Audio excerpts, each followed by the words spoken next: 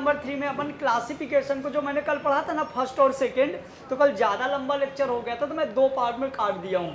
एक lecture number 2 बना दिया हूँ स्टार्टिंग वाला, और लास्ट वाला जो क्लासिफिकेशन पढ़ाए थे ऑर्चिटॉमी, ओपरेक्टॉमी, है ना, ये सारी की सारी हम लेक्चर नंबर 3 में डाल दिए हैं। आज अपन देखेंगे लेक्चर नंबर 4, और लेक्चर नंबर 4 में हम पढ़ेंगे मेल रिप्रोडक्टिव ऑर्गन। हम यहाँ पे पढ़ेंगे male reproductive organ. Male reproductive organ जिनको हम बोलेंगे हिंदी में नर जनन तंत्र। क्या बोलेंगे? नर जनन तंत्र। नर जनन तंत्र के लिए मेल में X और Y क्रोमोजोम होने चाहिए। क्या होने चाहिए? X और Y क्रोमोजोम आंटी हैं।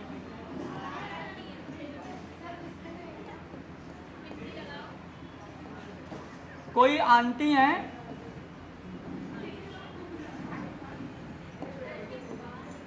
क्लियर? इन आंटी के ऑलरेडी 3 बच्चियां हैं। इन आंटी के ऑलरेडी 3 लड़की हैं। जिससे पूछूंगा वही बताएगा। एक आंटी हैं जिनके ऑलरेडी 3 लड़कियां हैं।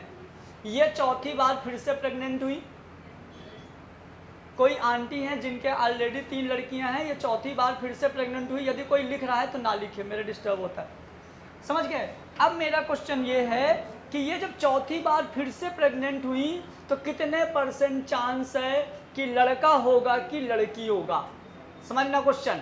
ऑलरेडी पहले से इनके 3 लड़कियां हैं, चौथी बार फिर से प्रेग्नेंट हुई तो कितने % चांस है कि ये मतलब जो चौथी औलाद होगी, जो चौथा बच्चा होगा, तो वो लड़का होगा या लड़की? कितने % चांस है? ऑप्शन पहला है 50% चांस, दूसरा है 25% चांस, तीसरा है 75% चांस, चौथा है 100% चांस। मेरी बात सुनना।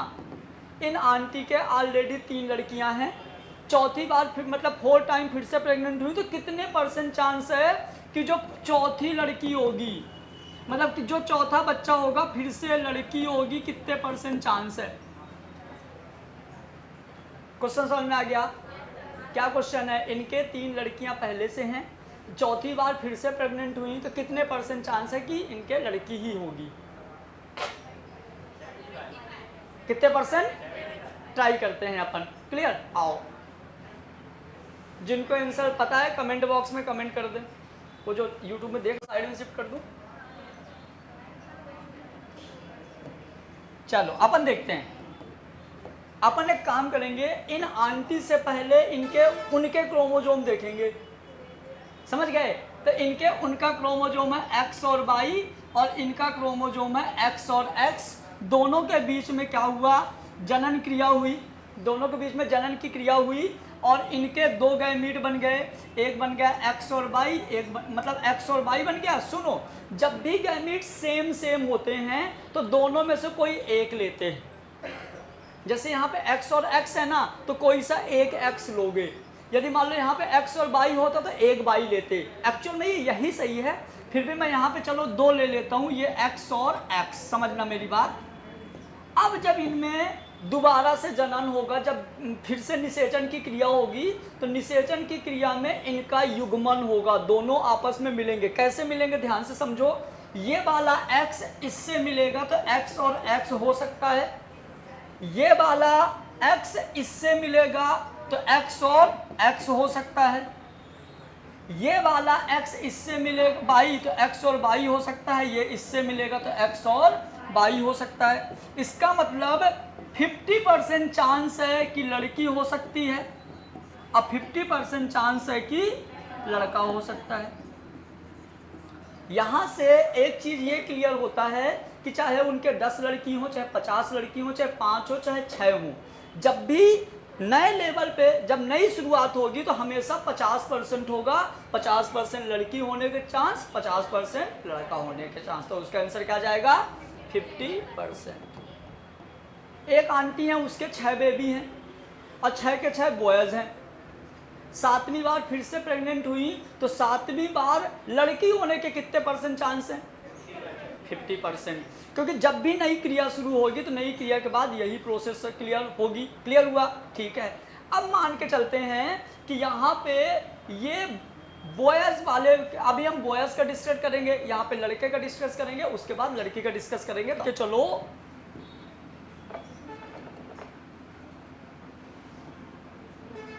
ये आंटी प्रेग्नेंट है,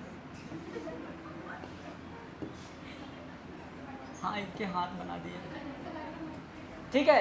ये आंटी प्रेग्नेंट है, आंटी के पेट में बच्चा है अभी, है ना। आओ, ये आंटी के पेट में छोटा बच्चा है,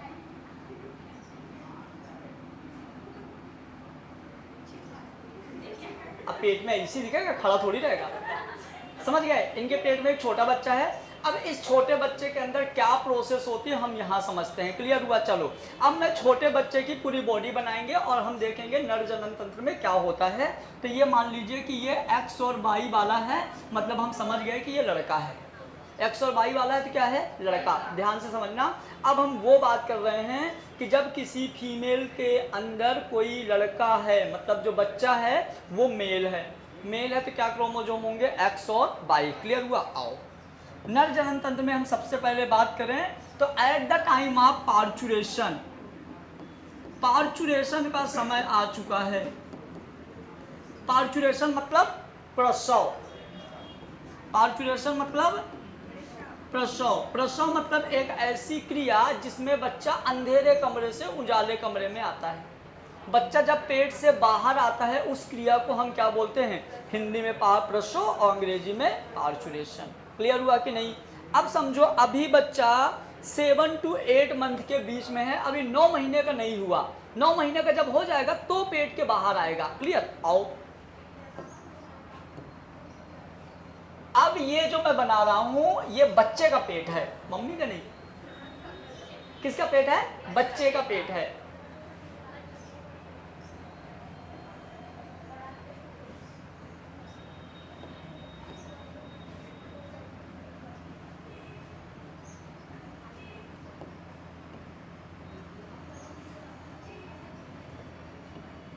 ये बच्चे के टांगे हैं, समझ गए बेटा? इनिशियली जब बच्चा 7 मंथ का है, 8 मंथ के लाइन पे जब ये रनिंग में है तो जो बच्चे का वृषण होता है, क्लियर, ये है वृषण कोष। वृषण कोष, कोष ये वाला कि सेटी वाला? सही है। ये बच्चे का वृषण कोष है, मतलब कि स्क्रोटम सैक। ये क्या है? बच्चे का स्क्रोटम सैक है। और बच्चे की जो टेस्टिस है, बच्चे की जो टेस्टिस है वो अभी इसके पेट में है। मतलब ये वाला जो इतना एरिया है, इतना एरिया एब्डोमिनल कैविटी है। एब्डोमिनल कैविटी मतलब पेट वाला पार्ट। पेट को हम क्या बोलते हैं? एब्डोमेन बोलते हैं ना। तो ये क्या है इसका? Abdominal cavity.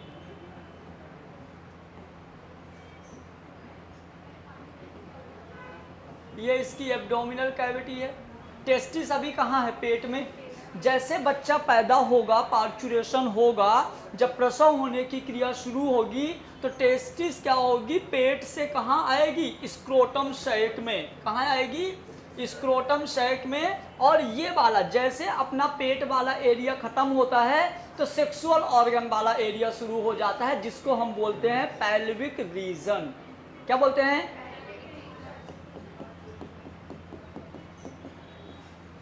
जिसको हम बोलते हैं पेल्विक रीजन। ठीक है, हिंदी में बोलेंगे श्रोणी मेखला।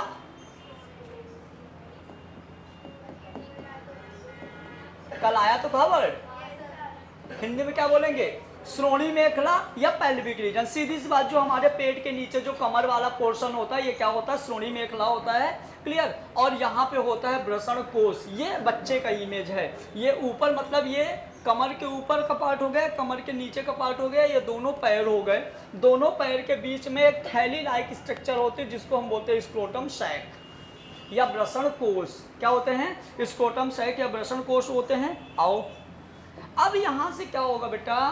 ये जो हमारा स्क्रोटम सैक है, तो जब बच्चा पार्चुरेशन होगा, जब बच्चा पेट के बाहर आने के लिए तैयारी कर रहा होगा ना, उसके 10-12 दिन या 10 दिन 8 दिन पहले ये पेट से कहाँ आएंगे? स्क्रोटम सैक के अंदर। ये पेट से कहाँ आएंगे? स्क्रोटम सैक के अंदर।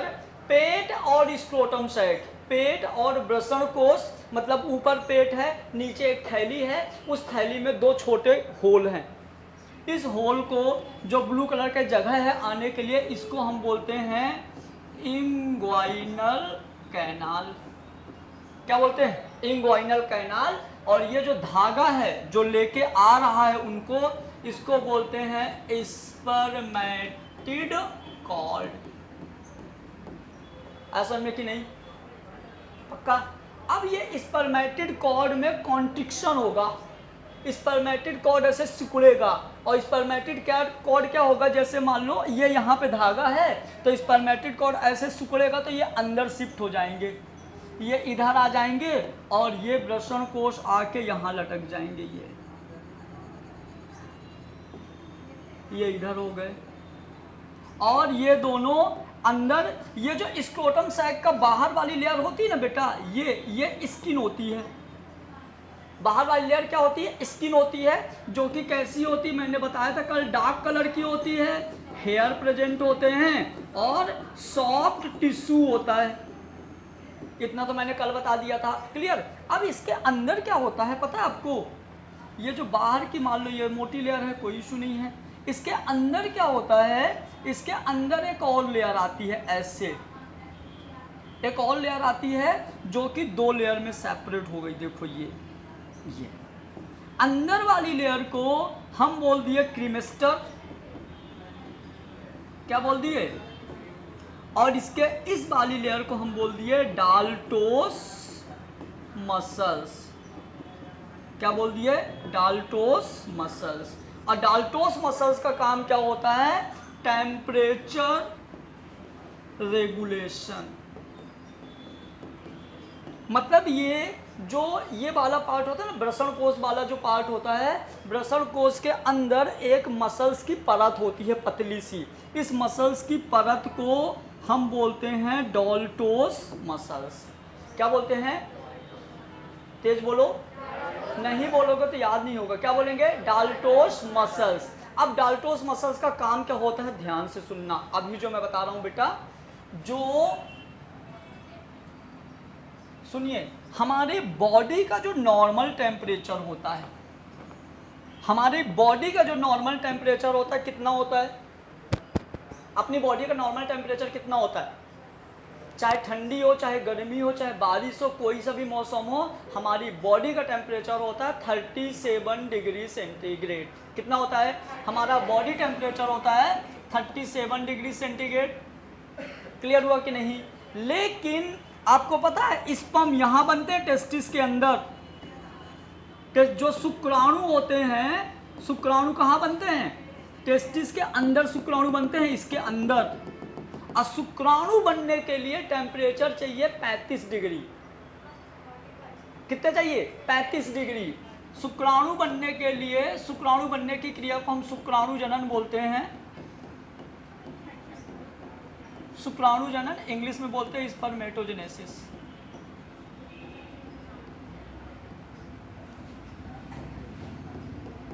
शुक्राणु बनने की क्रिया के लिए हमको 35 डिग्री टेम्परेचर चाहिए। कितना? 35। यहाँ कितना डिग्री बॉडी में? 37। 37 डिग्री टेम्परेचर में, 37 डिग्री टेम्परेचर में स्पर्म नहीं बनेगा।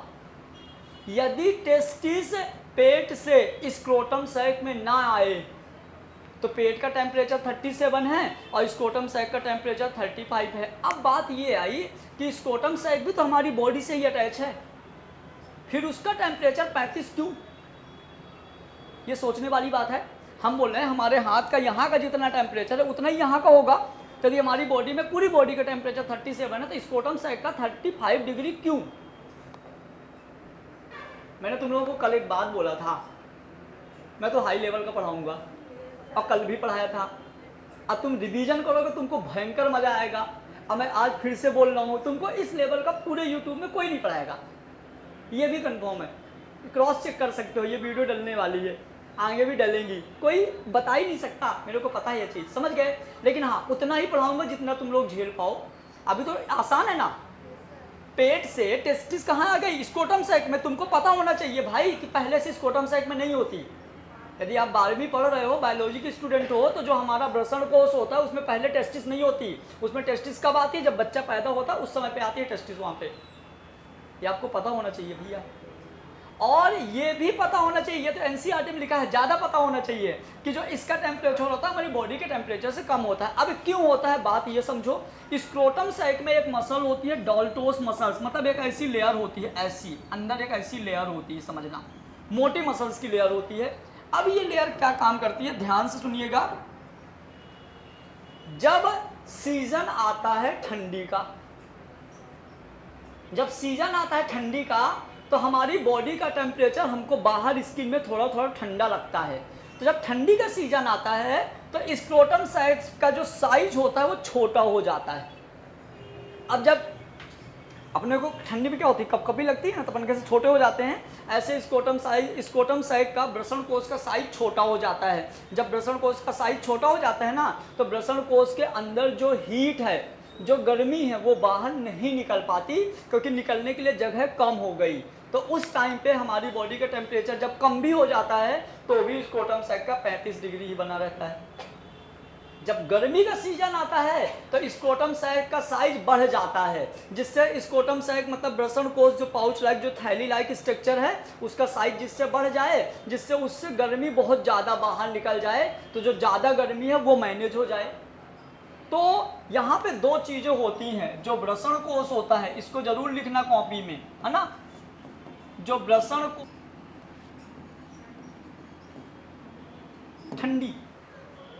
ठंडी में वृषण कोष का साइज क्या हो जाता है, छोटा। अब गर्मी में वृषण कोष का साइज क्या हो जाता है, गर्मी में वृषण कोष का साइज 3 नीचे मतलब छोटा, ऊपर मतलब बड़ा, समझ गए ना। तो जब गर्मी में साइज बड़ा हो जाएगा तो गर्मी आराम से बाहर निकल जाएगी, तो ठंडा बना रहेगा। ठंडी में क्या होगा, साइज छोटा हो जाएगा तो गर्मी बाहर नहीं निकल पाएगी। तो ये हो गया मानव जनन में जो बच्चा होता है उसकी टेस्टिस पेट से कैसे स्क्रोटम सैक में आई ना, लगभग इतना ही रहेगा। नीचे जब बाहर का टेम्परेचर तो ठंडा हो जाता है, लेकिन ये डाल्टोस लेयर रेगुलेट कर लेती है, टेम्परेचर रेगुलेट कर, हाँ पूरे स्क्रोटम सैक में कवर करती है। जैसे ये थैली होती है, इधर पे दिख नहीं रहा है, पूरे थैली में होती है ये। और कुछ क्या, ये एट द टाइम ऑफ पाउचुरेशन, जब बच्चा पैदा होने वाला होता है उसके 8-10 दिन 12 दिन पहले। कोई दिक्कत, पक्का। चलो अब सुनो, कभी कभी क्या होता है, आपको पता है कि यहाँ पे इंटेस्टाइन भी है, आते हैं। आंत कहाँ होती है, पेट में कि मुंह में, कहाँ होती है आंत, कहाँ होती है, देखा सबने, आहा किसकी देखा भाई। चलो अब यदि हम बात करें एक चीज और,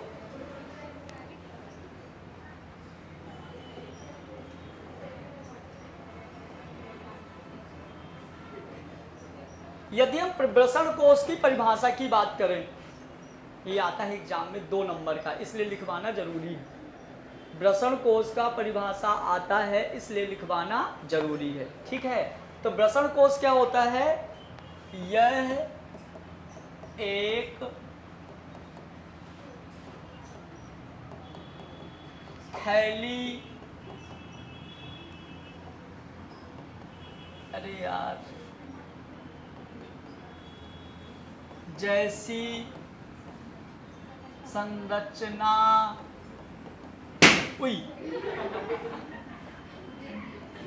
यह एक थैली जैसे संरचना होती है, उई काट देना है, पता चले, उई भी लिख दो। यह एक थैली जैसे संरचना होती है जो कि नर के दोनों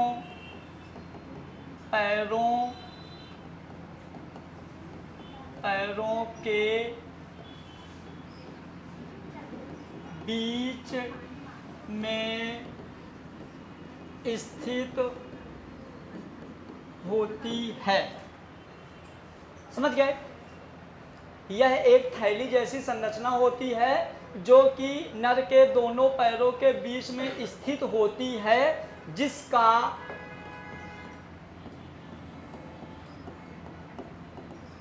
स्थान श्रोणि मेखला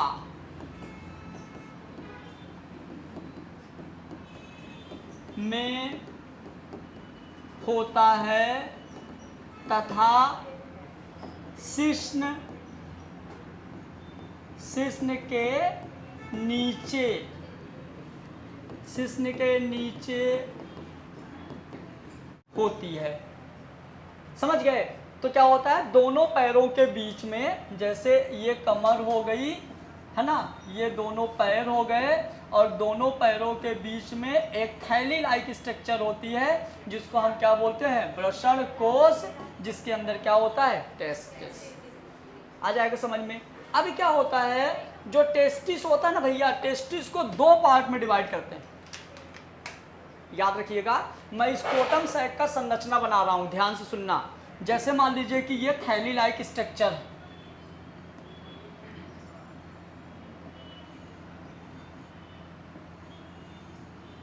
ये स्क्रोटम सैक का थैली लाइक स्ट्रक्चर है। थैली लाइक स्ट्रक्चर में ये वाला पार्ट राइट पार्ट है, right part of scrotum sac, वृषण कोश का दायां भाग,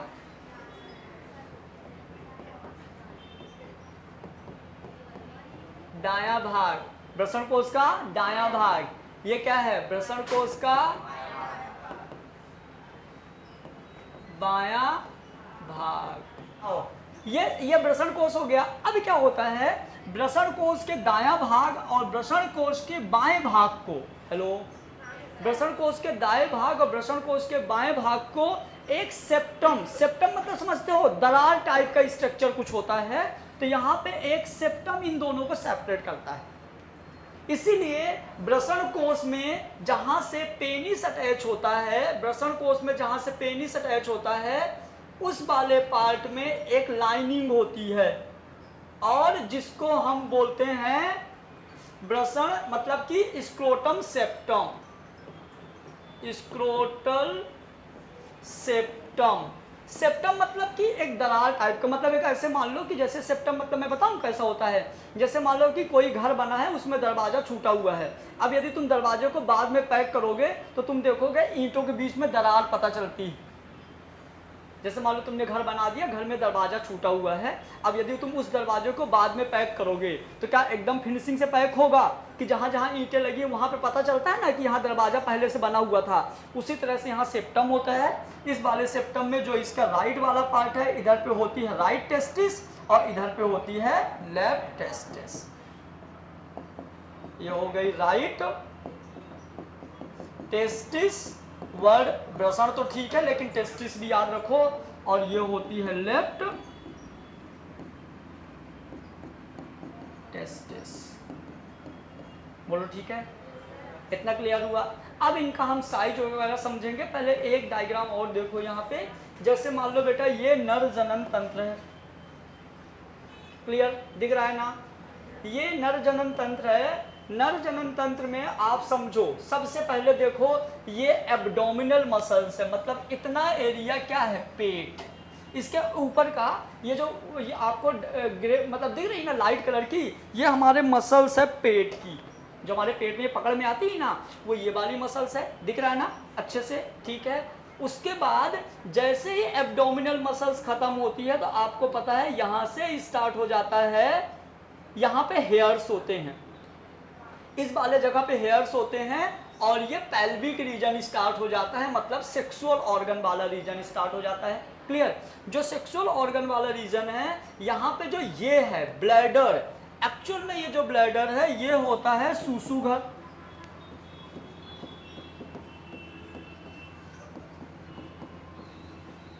क्या होता है? यूरिनरी ब्लैडर, जहां यूरिन स्टोर होती है। क्या स्टोर होती है। और अच्छा बताओ, इस थैली में कितनी यूरिन भर जाए तो अपने को पता चलता है कि अब जाना चाहिए। एक सिग्नल आता है ना, ऐसे थोड़ी कि हर कभी चले जाते हैं, उसका भी सिग्नल आता है ना जी। तो कितना अमाउंट यहाँ भर जाए कि सिग्नल अपने को मिल जाता है 400, मत मारो। 400 ml में आपको सिग्नल मिलने लगते हैं। लेकिन कभी कभी अचानक सी चीजें हो जाती हैं, सर आ गए, क्लास लग गई, बोले अभी कम कम आ रही है, चलो रोक लो। एक क्लास लग गई, दूसरे सर एकदम ताके थे कि जैसे जाएंगे मैं तुरंत आ जाऊंगा, दूसरी भी लग गई। अब सिग्नल तो 1 घंटे पहले आ चुका था, अब रोक के रखना है 2 घंटे। भरता जा रहा, कंटिन्यू भरता जा रहा, ले ये पहुंच गया हमारा कितना 1200 तक। अभी टेंशन न लो, फटेगा नहीं। जब 1200 से ज्यादा हो जाएगा तो एकदम मतलब एकदम अनलिमिटेड वाली जो कैपेसिटी होती है वो 1200 होती है। 1200 से ज्यादा हो गया 1300 1400 के बाद बूम, समझ गए। सिग्नल कितने में मिलने लगेंगे 400 ml में आपको सिग्नल मिलने लगेंगे। गूगल में सर्च करोगे 400 से 600 होगा, कोई 1000 से 1100 बताएगा, लेकिन जो मैं बता रहा हूं वही एकदम सही है। क्लियर। यहाँ पे एक्चुअल में ऐसा रहता है, हम इसको 300 से 400 ml मान के चलते हैं। क्लियरिफाई कर लो, हो सकता है कॉलेज में जाके तुमसे कोई उटपटांग बातें करे। तो 300 से 400 ml जब उसमें भरता है तो सिग्नल आ जाते हैं कि अब जाना चाहिए, लेकिन आप 1000 से 1200 तक रोक के रख सकते हो, कोई इशू नहीं है। क्लियर। तो 1000 से 1200 तक रुक सकता है। तो ये होता है यूरिनरी ब्लैडर, जहाँ सूसू स्टोर होती है। आ जाओ अब। क्लियर। यहाँ पे स्टोर होती है। स्टोर होने के बाद देखना, स्टोर होने के बाद जब सिग्नल और सुटेबल प्लेस दोनों, समझ, सिग्नल और सुटेबल प्लेस जब दोनों मिलता है तो ये वाला द्वार खुल जाता है। ये वाला द्वार खुला और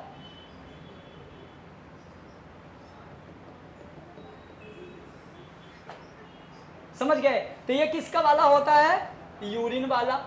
क्लियर। अब सुनो, ये बेटा आप देखो पेनिस के जस्ट नीचे ये जो थैली है ना, पेनिस के जस्ट नीचे जो ये थैली है, पेनिस के जस्ट नीचे जो ये थैली है, ये थैली होती है वृषण कोश। क्या होती है, जहां पे रहती है टेस्टिस। ये दिख रही है ना टेस्टिस, जहां पे रहती है टेस्टिस ये। और टेस्टिस के ऊपर देखो ना, ये टेस्टिस है, ये वृषण कोश है, ये स्क्रोटल है मतलब कि वृषण कोश है, ये टेस्टिस है। टेस्टिस के ऊपर एक टोपी लगाए बैठा रहता है।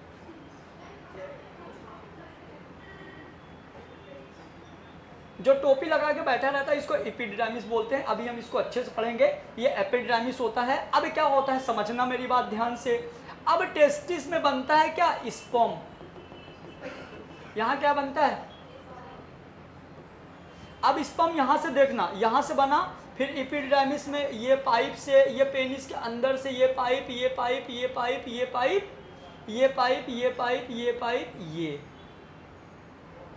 और ये आ गया स्पर्म बाहर। एक चीज कॉमन चीज समझ में आई, मेल में स्पर्म और यूरिन दोनों को बाहर आने का सेम रास्ता है। जिस टाइम पे यहां से मटेरियल बाहर आएगा उस टाइम पे इधर से नहीं आएगा, जब इधर से आएगा तो इधर से नहीं आएगा। आप देख रहे हो यहां एक रास्ता आया है, एक रास्ता यहां आया, यहां दोनों जुड़ गए हैं। दिख रहा है कि नहीं, डायग्राम में दिख रहा है ना, क्लियर हुआ।